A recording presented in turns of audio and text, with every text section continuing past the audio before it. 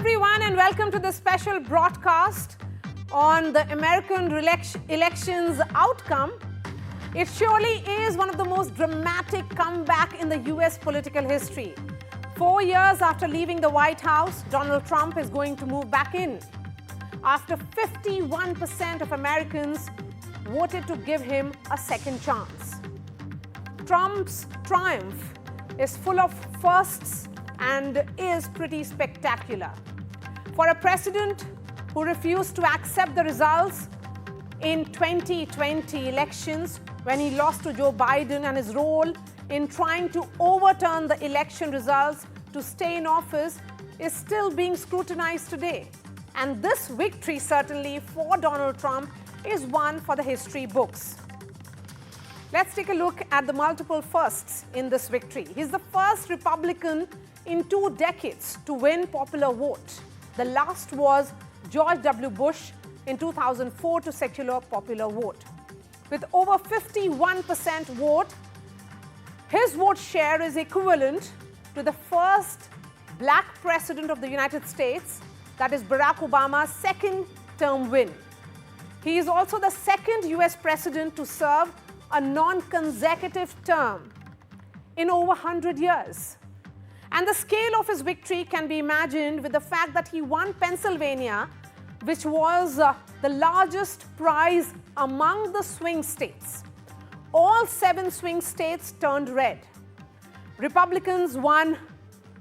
They have won back the US Senate for the first time in 4 years overnight, giving them a crucial power center in Washington and a lead in confirming the next cabinet, as well as the makeup of the Supreme Court if there is a vacancy. On the show tonight, I'll try and decode the significance of this victory and what does it actually mean for America and for the rest of the world. But first up, let's listen in to what Donald Trump said in his victory speech. These are our friends. We have thousands of friends on this incredible movement. This was a movement like nobody's ever seen before. And frankly, this was, I believe, the greatest political movement of all time. There's never been anything like this in this country, and maybe beyond. And now it's going to reach a new level of importance because we're going to help our country heal. We're going to help our country heal. We have a country and it needs help very badly. We're going to fix our borders. We're going to fix everything about our country. And we made history for a reason tonight, and the reason is going to be just that.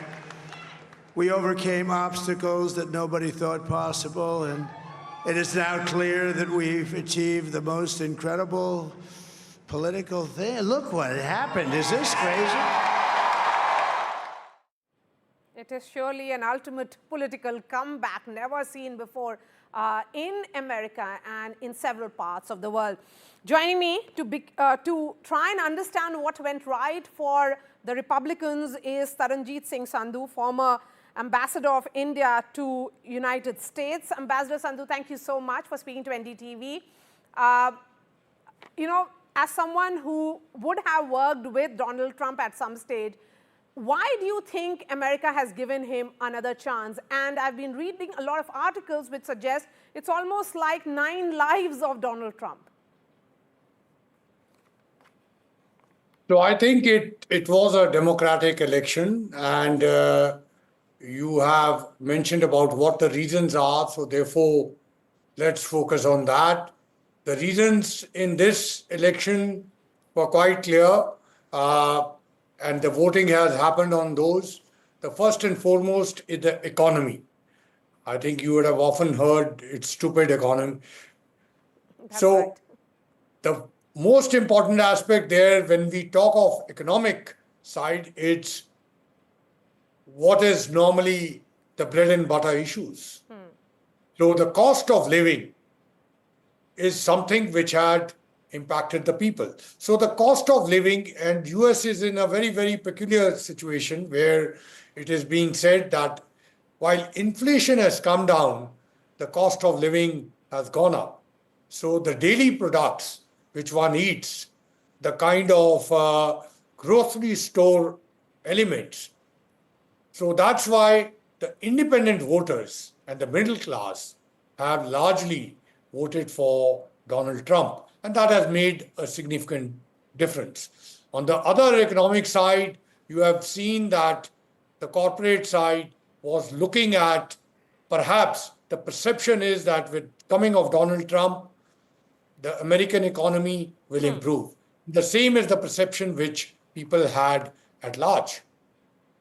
And the dollar today has taken 8-year rise, or should I see that rise that it is witnessing. But overall, Ambassador Sandhu, the fact here is that there were a lot of emotive issues at play as well. For Donald Trump to swing all the 7 swing states, these were the key battleground states, and for him to manage these states at a time when most pollsters in America got this so horribly wrong, in which they said it will be a close contest, which hardly it was.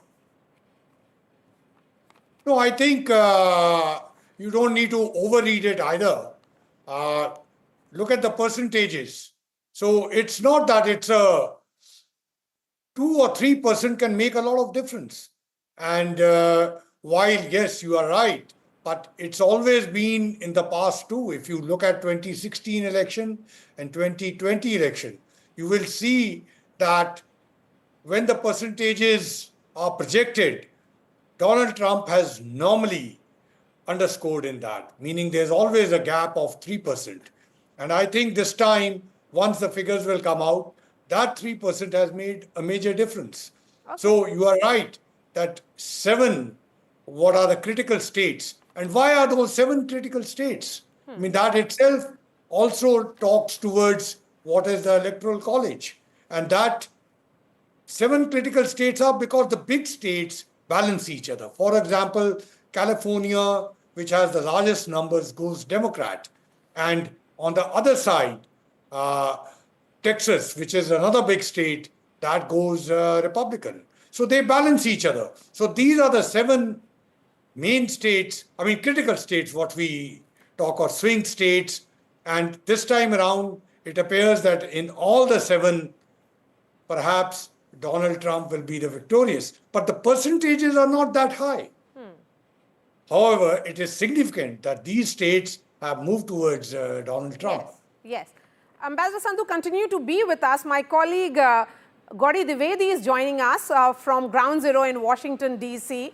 Gauri, of course, it has been a long night of not many surprises, many would say, but also a very clear-cut, decisive victory where there will be no confusion or that continuing for next few hours or something. So you had a question for Ambassador. Please go ahead, and then you and I will have a chat. Right, indeed. Maria, good to be on the broadcast. And just one thing I want to say, and then, of course, Ambassador Sandhu, I want to ask you a question specifically in terms of the popular vote. But just a quick update I want to share that Washington, D.C. continues to be Biden's town till 19th of January. And it's only on the 20th of January next year that it gets painted completely red in Trump's color. The man who's also got a popular vote and really swept some of those swing states. Ambassador Sandhu, I wanted to ask you this, that going into these elections, a lot of people felt that the poll was neck and neck, but the sense one got speaking to a lot of people is that the Trump voter was unusually quiet. On many occasions, they chose to not air their view, and probably that's the reason why polls got it so wrong, said it was close, but it was quite clearly a one-sided, or at least it seemed clearly to be a one-sided election. I think, Gauri, you have to look at the past 2 contests too. If you actually go to 2016, at least this time, people were saying that it's a competitive this thing, and many were saying that it's going to be Trump. So it's not that it was a complete surprise. But if you go to 2016, at that time, people had perhaps not clearly said, because this time I was certainly hearing, yes, it was supposed to be much more competitive, but nevertheless, the people were saying that this is within the margin of error, and there is a strong support for President Trump. But at the same time, I'm sure the issues are very important, and that's what we need to look domestically.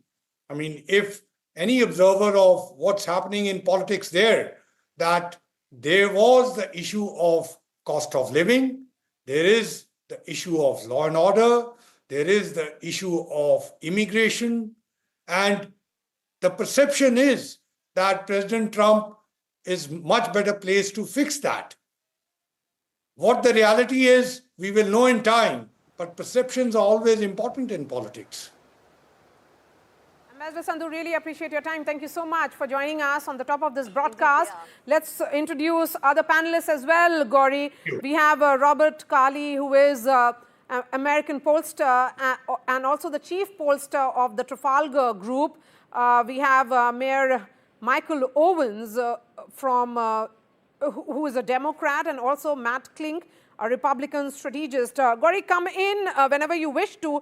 But let me begin with you, Robert. You know, even as we speak, the U.S. markets have surged. In fact, Dow has soared 1,300 points already. So this is a message that is coming in, that this is a changed America that wants to break with the past, wants to break with a liberal past. As someone who is into trying to analyze the minds through your polling, what do you think the pollsters did not really sense? Well, it's the same problem that they had in 2016 and 2020, and that's why we were recognized as being one of the only ones that predicted Trump would win in 2016 and predicted it would be very close in 2020. And again, we're proud that we outdid all of the major news outlets, all the networks, and all of the universities. The voter he was talking about that was hesitant to say they were for Trump were really hard to identify, and it's a difficult thing to do. They were this time. It wasn't that they were so much as embarrassed. I didn't want to be judged. This time they were afraid. They were afraid of being on a list. They were afraid, whether it's right or not. They were afraid the government might come after them. They were afraid that big tech might censor them. They didn't want to be canceled. And so that was why they were so difficult to measure. And even with our polls, we said Trump will even exceed what we have. But, we predicted a significant electoral win. And so all of these states, especially Georgia and North Carolina, that people started to worry, and certainly Pennsylvania from the very beginning. We've always seen a lead there, and we felt like this election was going to be one that Trump was going to win. He was going to win big, and the Republicans were going to keep the House, and we're going to expand in the Senate. And so so far 3 of the Senate races look like they may go Republican. We also predicted Ohio would go Republican. And if the 3 Rust Belt seats go Republican, that could be a 55-seat majority.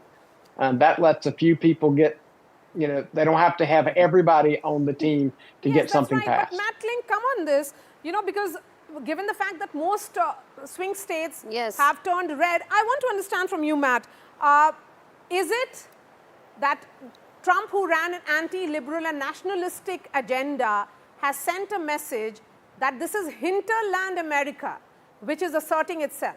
This hinterland is conservative and very resistant and resenting to the liberal elites in New York and California, and that is the reason why you are seeing this entire region turn red. I think it highlights a couple things. I think, one, it highlights the growing irrelevance of the national media, that you're right, they are an elitist media that tends to reside on both coasts. But the majority of Americans, they don't care. And they see a liberal media that either doesn't want to understand conservatives or disrespects conservatives continually. And we saw that with Joe Biden's statements during the campaign that, anyone who supported Donald Trump was garbage. So I think that certainly played a major role. But look, Donald Trump captured the essence that voters want to change. And Kamala Harris, she did an effective job at saying that Trump was a threat to democracy and a not capable of holding the job. She provided no real agenda for herself going forward, as epitomized by when she went on The View and they asked her the simple question, what would you do differently than Joe Biden? And she said that she couldn't think of anything. That destroyed her messaging that she was going to do things differently. And look, I think that the results yesterday indicated a fundamental desire across the board, not just of the winning the electoral college, which is designed to give a slim vote, as the ambassador said, a more of a mandate with to govern.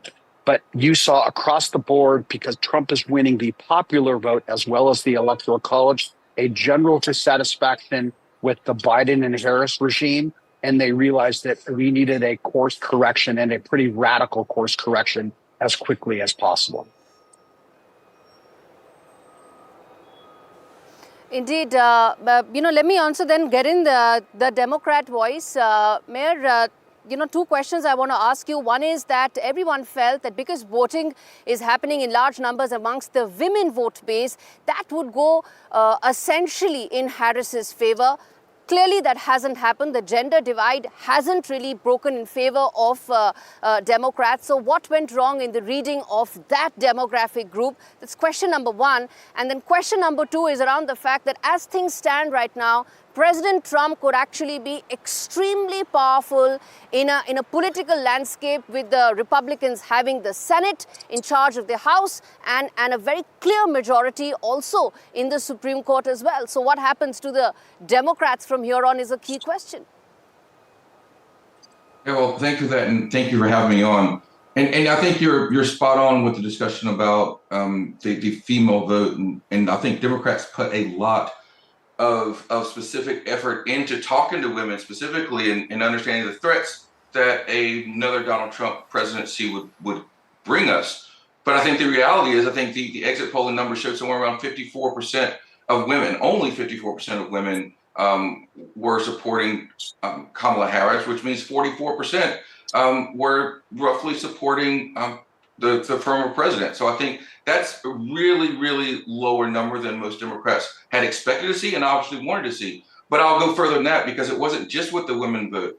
This was another year where we said that the youth vote was going to turn out and was going to make the difference. And if you look at 18 to 29-year-olds, that simply wasn't the case. President Trump still got well over 40%, I think 42, 43% of that youth vote that Democrats continue to try to push for. And obviously, as those age demographics got older, they started trending more towards Trump. But I don't think there was ever that breakout number for the youth that had been expected. And then, I'll also say the Latino vote, so there was a lot of things that were made over the last few weeks. But I think, there was a lot of discussion and a lot of effort put in towards galvanizing the Latino vote to truly turn out for Kamala Harris. And I don't think we saw that as well. So a lot of the demographics across the board just did not break out in areas where the Democratic apparatus, many of us that were on the ground, really thought was going to happen. Okay. Now, to your question about what happens with Trump coming into office, with the House and the Senate, it's obviously troubling for a lot of people. I think for, obviously there's going to be celebrating it. But I'm going to keep my eye on a few things. Look, I don't think the Harris campaign could overcome the idea of what was going on with our economy and what was happening with the cost with groceries and medical supplies and things of that nature. I think that was critical. But going forward, I think Democrats are mainly going to be worried about what happens with women's rights in this country, reproductive rights. And it's going to be a large amount of people that's going to be looking at what happens internationally now, how Trump conducts himself on the foreign international stage, and how that's going to play out. Okay, so why do you think, Robert, that the pollsters in many ways underestimated Donald Trump and overestimated Kamala Harris? Because if you look at the sheer margin or the gap between the two candidates, on one hand, you have a decisive, clear victory for Donald Trump. On the other, Kamala Harris has lost a number of blue states as well. Well, the main reason is they can't identify, these Trump voters, because again, they're reluctant to say who they're for, and the other part is they are stuck in an old-fashioned methodology, and they, like, for example, they insist on so many of these just say, well, you have to have live calls. Well, live calls are great, but most people under 50, they don't answer the phone from a number they don't recognize. If you don't learn to embrace the technology of the time, which right now is text with these younger people and giving them a way to text back and forth without having to click a link. These are things that will help you identify these voters better and certainly measure young people. I mean, the young men were so strong for Trump and that Gen Z, and we were able to see that all along. And I just think that these pollsters are stuck in some of the old ways so much that they're stuck asking 30 questions, 40 question polls, and they're losing the average people, and then they don't reach them in a way that people can actually relate to them, and they're stuck Matt, with just that people that are weird answering the calls. Would you say that it was not just a particular demographic that was being looked at or worked upon by the Republicans?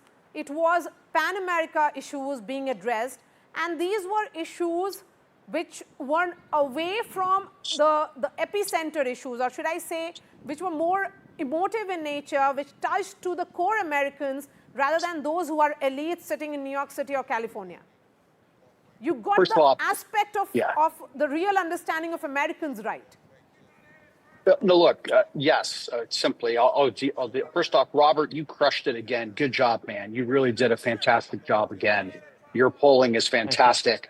I will say, though, that, I mean, the reality of this is that I think you nailed it, is that the media elite, they look down on anyone who is a... Okay. Yes, continue. Okay, I'm sorry. Yeah. Look, the media elite and the Democrats, they were driven primarily by their abject hatred for Donald Trump, and they wanted to make a race of this no matter who was in it. And even when, look, the private polling that we were doing was incredibly accurate, and we saw major holes in the Democrat coalition that the mainstream media and the liberals took for granted because they thought that people hated Donald Trump. The reality is the economic issues and people who are hurting in America right now because they can't make the rent or have to choose between rent and food. That was more important than whether or not Donald Trump was an existential threat to democracy or a quote unquote fascist, which, by the way, every Democrat has accused Republicans. Okay. There seems to be some problem with that line with Matt Kling. So, Mayor, I'm coming to you.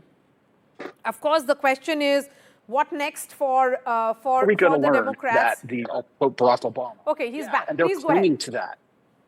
Yeah, they're clinging to that. But time is passing them by. And I think we're going to see fundamental change from Donald Trump. He has the durable majorities in both houses of Congress to enact that change. And I think that the liberal Democrats are going to have a major reality check. Okay, so do Democrats really need a reality check here, Mayor?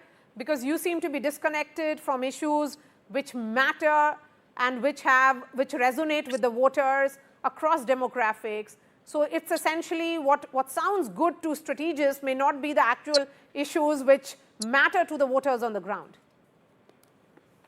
I mean, I think after every election, particularly every presidential election, the right thing to do, no matter who wins or loses, is go back and reassess. Everyone does it, right? I mean, Republicans done that as well when they lost. So to go back and reassess, so what happened, what worked, what didn't, maybe where the mark was missed. But I think there's one thing that really has to be said here, which I think is absolutely true, is that, look, there are a lot of Republicans that went to the polls holding their nose, right? It's not to say that Donald Trump was their chosen candidate or the person that they wanted to have.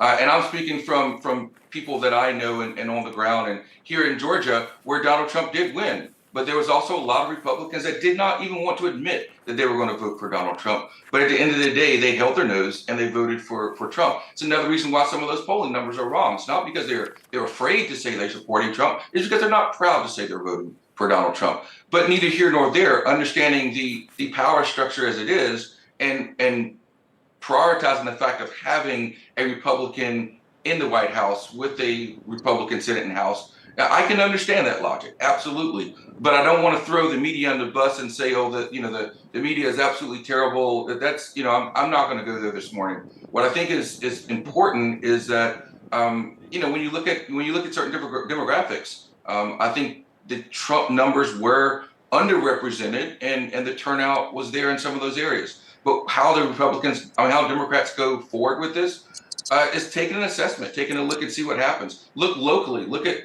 what happened in certain states and counties, and reassess. Right. Get back on the ground, listen to the people, and figure out how we can be there and meet the needs. Gauri, go ahead. I have a question for Robert, which is that a lot of the Harris campaign essentially focused on democracy, saying that if Trump comes to power, it'll be a fascist regime with all rights, democratic rights being overturned. Do you think that excessive focus on just Trump per se and painting him in that actually turned off a lot of those fence-sitter voters which could have gone to Harris's campaign if the tone and tenor was less negative, less vindictive, less vitriolic? Absolutely. I mean, the thing is, with someone like Trump, if you say that before he gets elected, okay, maybe people will believe it. But the guy served 4 years and he didn't do any of that stuff. And so to say that that he would do it differently, I mean, he had every right to have his Justice Department looking at Hillary Clinton, and he said, no, we're not going to do that. So he's already kind of not done the things they're accusing him of doing. And the mayor earlier just said that a lot of people went to the polls holding their nose. There's no question. I hear from Republicans all the time who say they don't like Trump. But what they do say is that all of the effort to attack him and everything from all the different court cases and just the effort to try to stop him from running and from being an effective candidate, that made them want to say no, that's not okay. That made them willing to hold that nose and vote for Trump, and that's when they overplayed their hand, is attacking him in every way, including with the legal system. All right. So thank you so much for joining us, Robert Mayor Owens and Matt Klink.